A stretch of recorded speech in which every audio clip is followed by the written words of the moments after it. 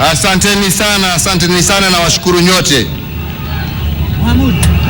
Asante sana. Asante na tuketi, nimeshukuru. Asante.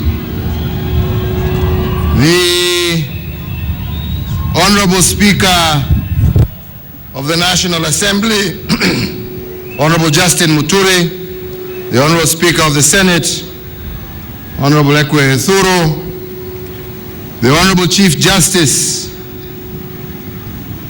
William Tunga, all of whom together we form government, the Governor of Nairobi, Dr. Evans Kidero, fellow Kenyans, we gather today at this Mashujaa Day to celebrate our heroes and heroines, the men and women who through their acts of courage and compassion define the essence of Kenya and its people.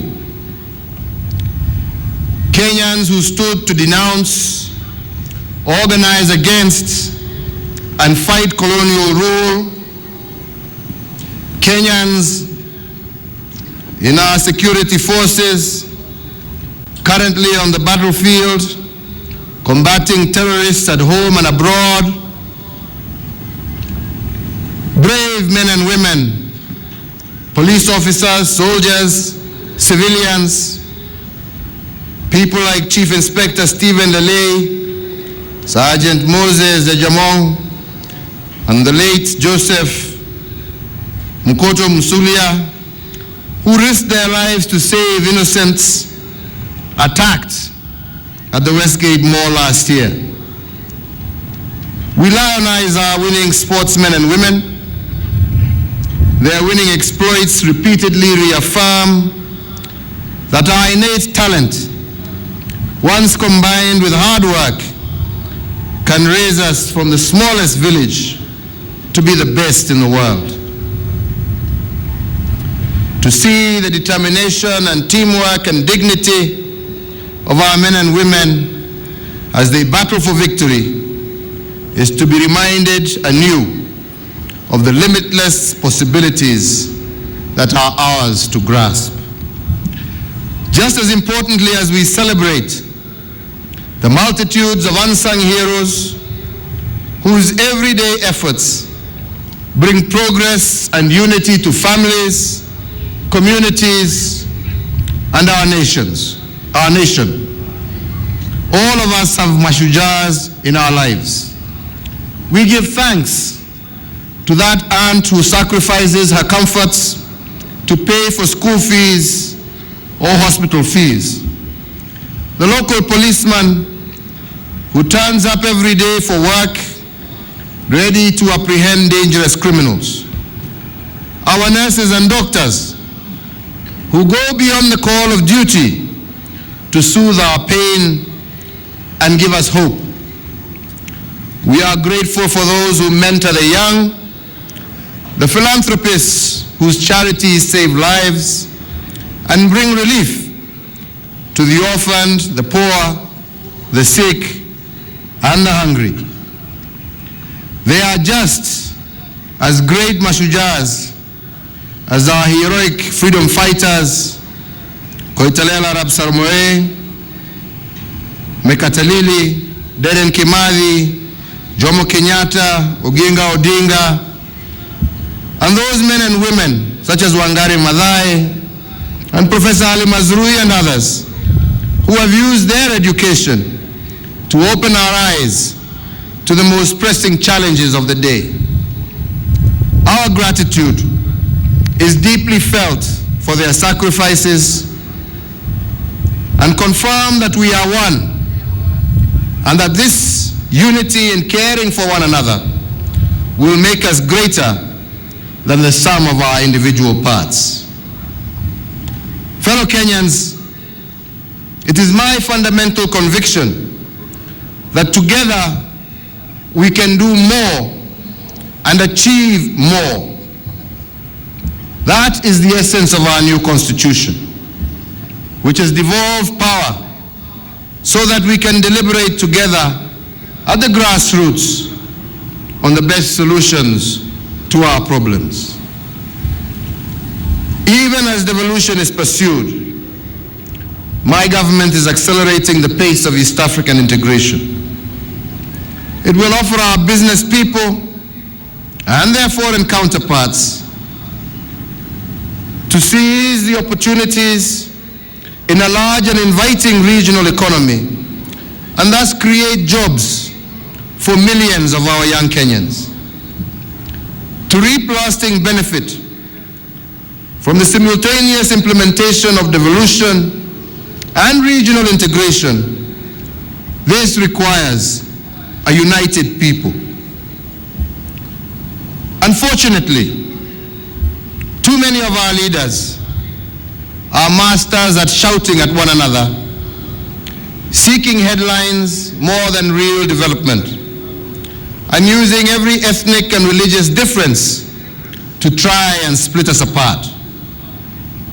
The immense promise of Kenya will only be realized if we all insist that they change their ways and become masters of listening to one another, that they compete to create headlines announcing concrete development achievements, and that their words and actions reflect a desire to serve Kenyans. Fellow citizens, this present era of our republic was inaugurated 4 years ago when we adopted a people-centered constitutional order. We came to that celebrated pass through a united, century-old effort to overthrow colonial oppression and to build an independent but democratic Kenya. In celebrating our renewed republic, we should strive to remember that colonialism was ultimately a brutal undermining of the rule of law that our forefathers had lived by. It therefore follows that upholding our Constitution is a daily reclamation of what was initially lost to colonial rule. It is by living under laws and rules of our own making that we are a sovereign people whose collective will must never be subordinate to any other. Yet there are forces that seek to reverse our progress, to interfere in the affairs of our nation, and to rupture our unity. We must therefore remain ever vigilant if we are to retain the right to build a prosperous, independent, and strong nation. To this day, there are those abroad that seek to advance their economic and geopolitical goals to our disadvantage. They fund and nurture various outfits whose actions and visions seem set to create cleavages between Kenyans and to leave us despondent with their constant message of pervasive failure. These actors have positioned themselves as the gatekeepers and interpreters of Kenya in various capitals.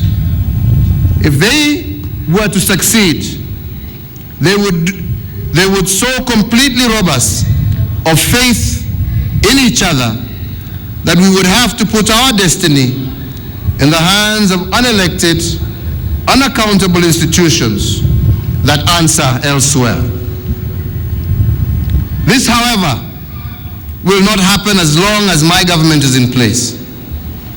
I am pledged to protect our sovereignty and to advance our constitutional democracy. I will do so without hesitation and with no favor or let-up. As a start, my government will insist on transparency of resource mobilization and utilization in and outside the public sector. This, fellow citizens, is especially important in enabling us to successfully combat the Al-Shabaab terrorists and their local sympathizers. Our democratic space, with its right to free speech and association, gives them the opportunity to use exaggerated, dishonest claims of victimhood to radicalize and to recruit Kenyan youth. Their funding and activities must be uncovered at all times to put a stop to their campaign to kill innocent Kenyan civilians and brave members of our security forces. My fellow Kenyans, the threat of terrorists to our democracy is profound.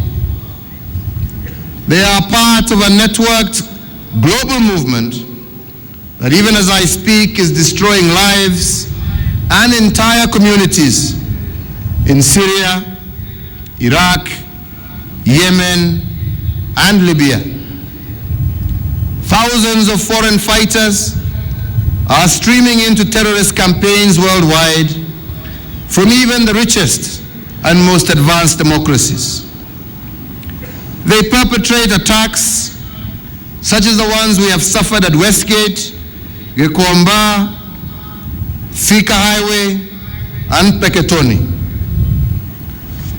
Not as a response to any action or inaction by our government or people, but because they seek to terrorize us into helplessly acceding to their evil vision of a society in which women are virtually slaves, where there is no freedom of religion, of speech, or indeed of any democratic choice. Like leeches, they feed on the disunity arising from local leaders whose constant negativity divides our communities and causes false ethnic and religious antagonisms.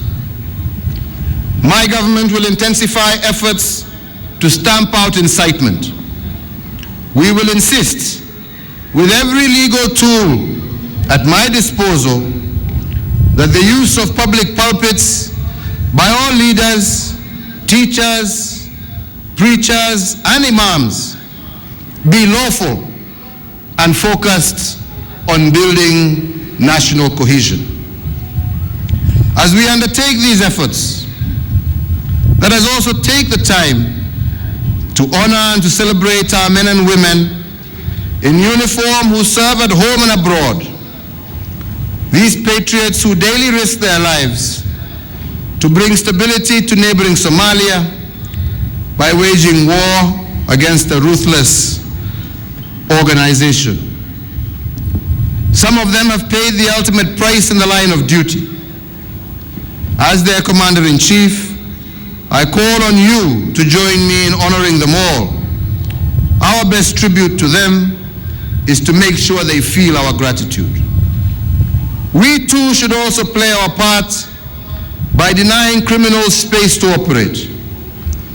This will be achieved by our participating in the Nyumba Kumi program. 4, 5, 6, 7, 9, 10. Iko sawa? Since its inception, numerous plans by extremists and terrorists have been foiled with the assistance of Kenyans.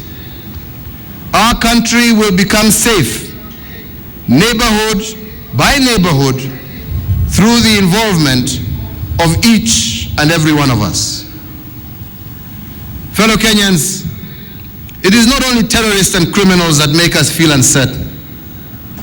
Many of us wonder what the future holds for us in terms of securing the education and skills that will enable us to secure a decent livelihood. This is especially the case with our youth. My government has commenced on a number of transformative initiatives aimed at the creation of millions of jobs. Foremost are the large-scale infrastructure projects that we have initiated that will accelerate our country's economic development. One of these is in expanding energy production so that we can sharply lower the cost of electric power, and I believe that your power bills next month will tell you that this is indeed a reality. By 2017, we intend to add 5,000 megawatts of green, clean, and reliable power to our national grid. Cheaper power, delivered through faster connection, will instantly improve food production and agro-processing. Manufacturing firms will be more competitive and expand their production. The results in the agricultural sector, which is still the major employer of Kenyans, and in manufacturing, which is our route to becoming a wealthy nation, will be the creation of more jobs. These investments in power production will also improve academic performance by making learning outcomes more equal across the country. We have already connected over 11,000 schools to the power grid and are adding dozens more every week. We intend to ensure that by the end of this financial year, every single primary school in the Republic of Kenya will be connected to electricity.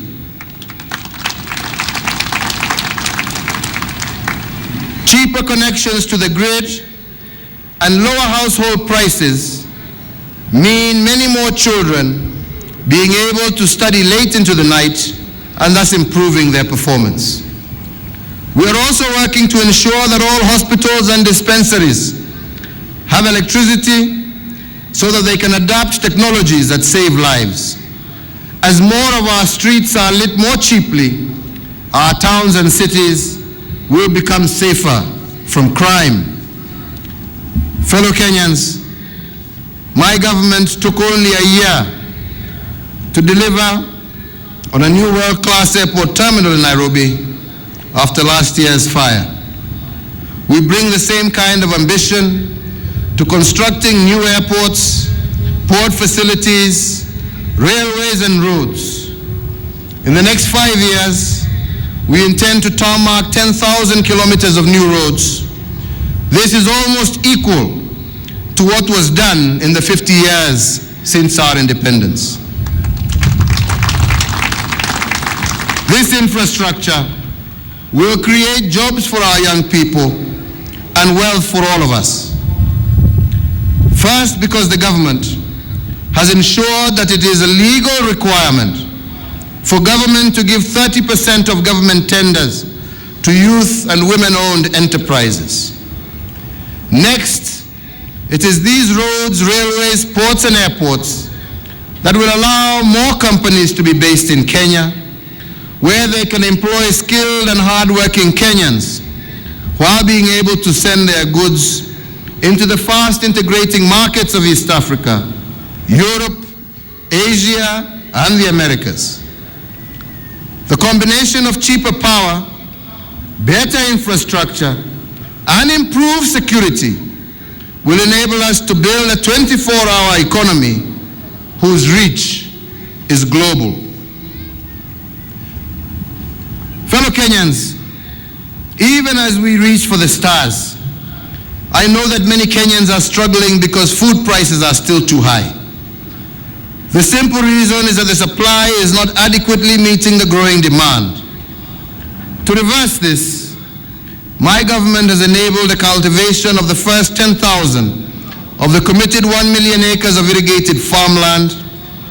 This will enable us to feed all Kenyans much more cheaply by 2017. We are also taking immediate action to help the most vulnerable in our society.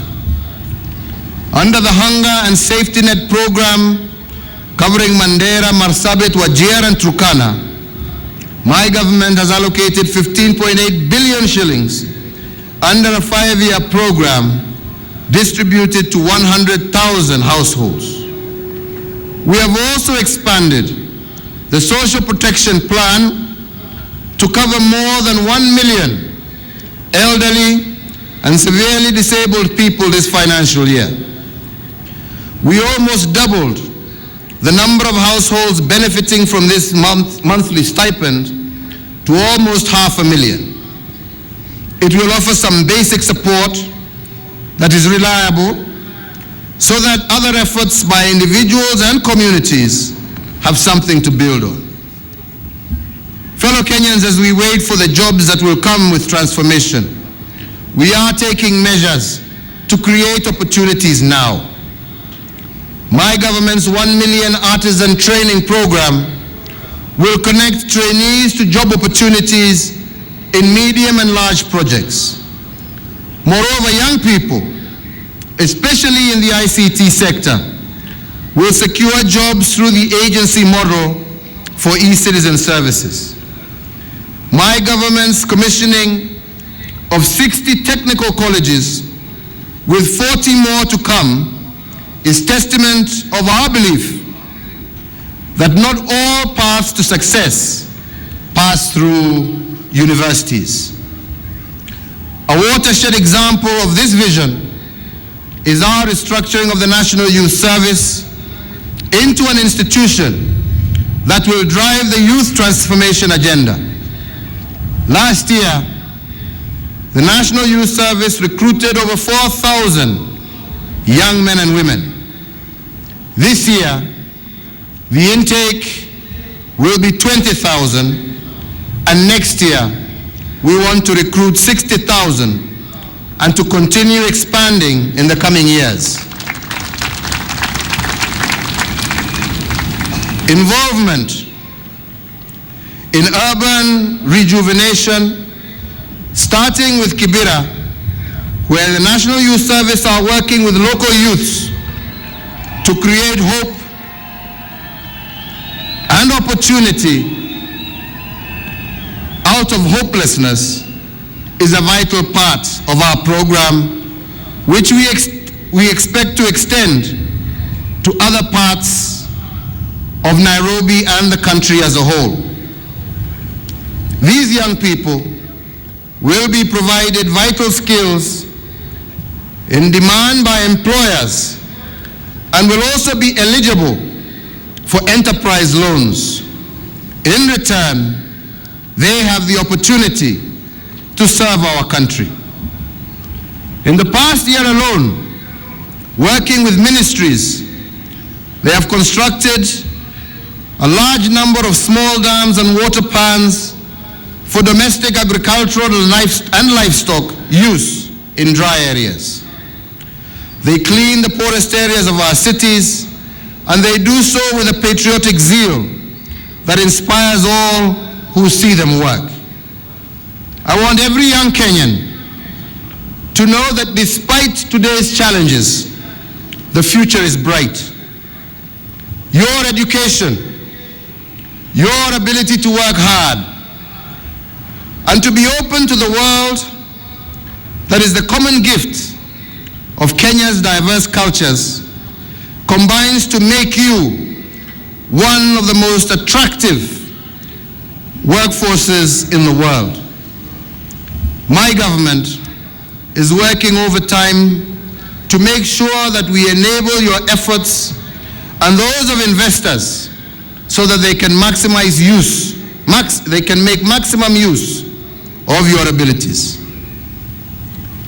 Fellow Kenyans, my recent call for volunteer health workers to go and help the West African nations being ravaged by Ebola has been responded to positively by dozens of brave men and women.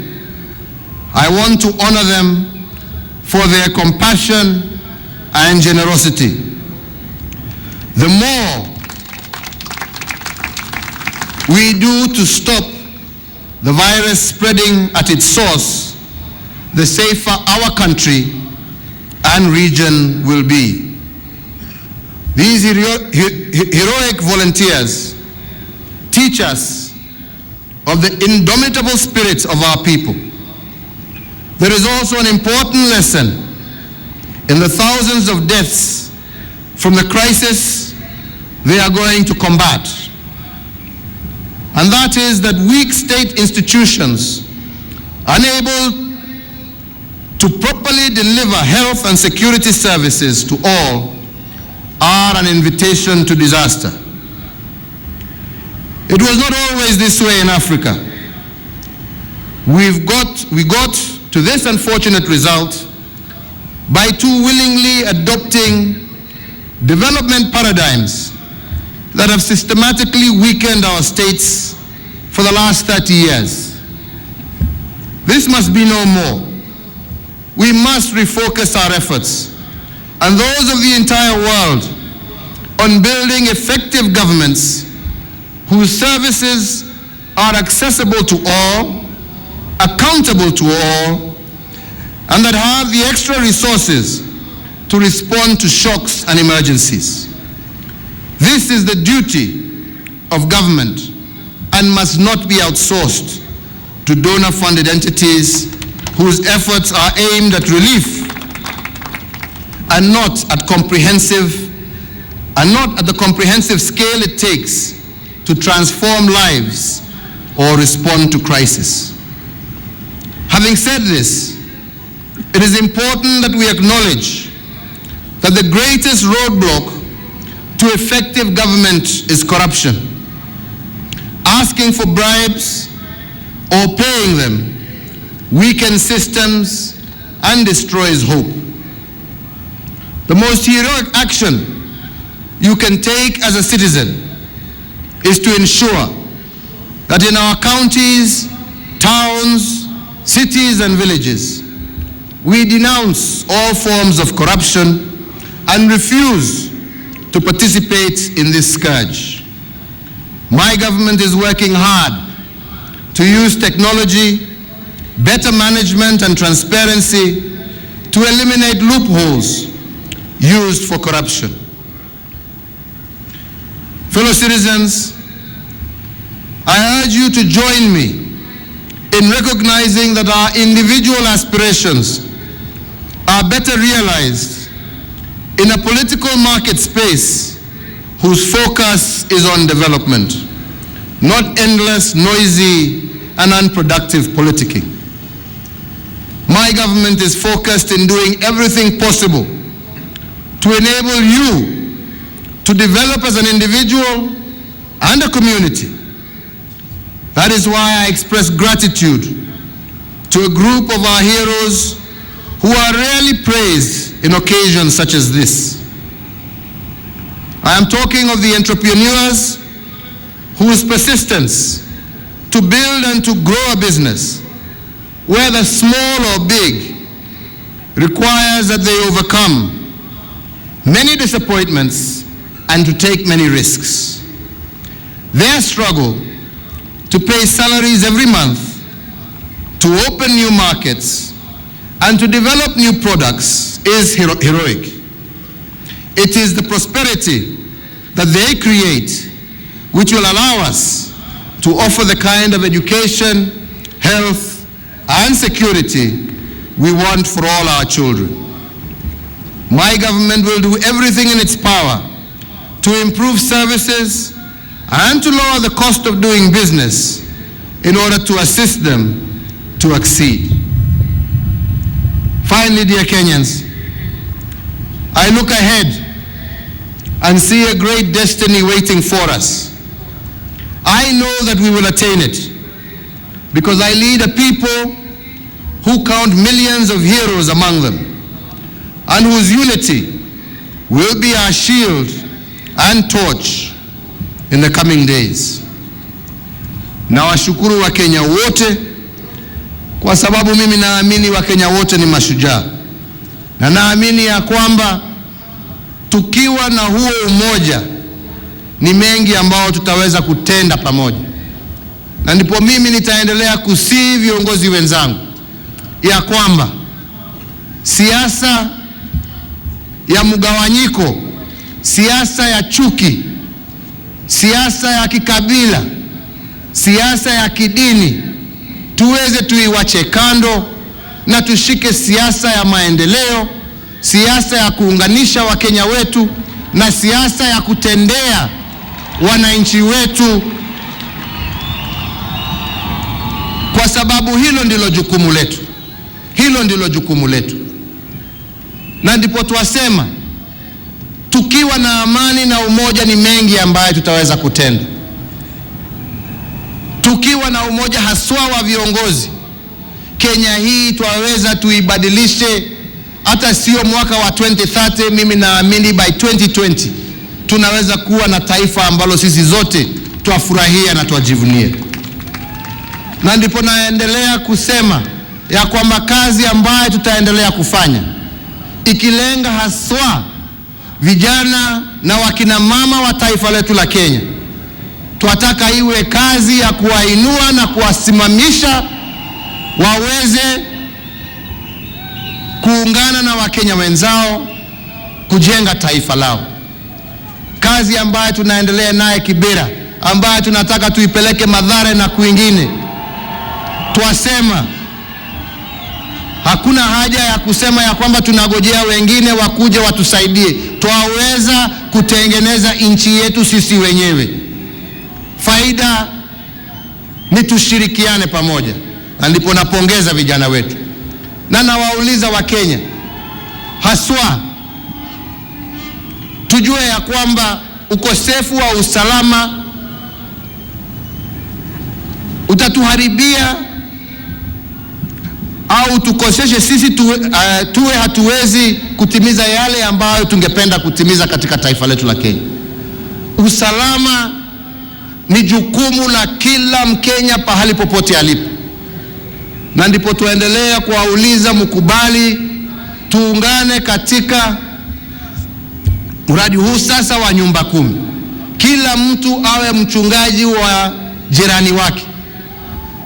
Kila mtu ajue ya kwamba jirani yake ndio anaweza amulinde, ndio anaweza amchunge. Tuwe macho, na tukipata lolote tuweze kupashia maofisa wa usalama kwa njia ya haraka.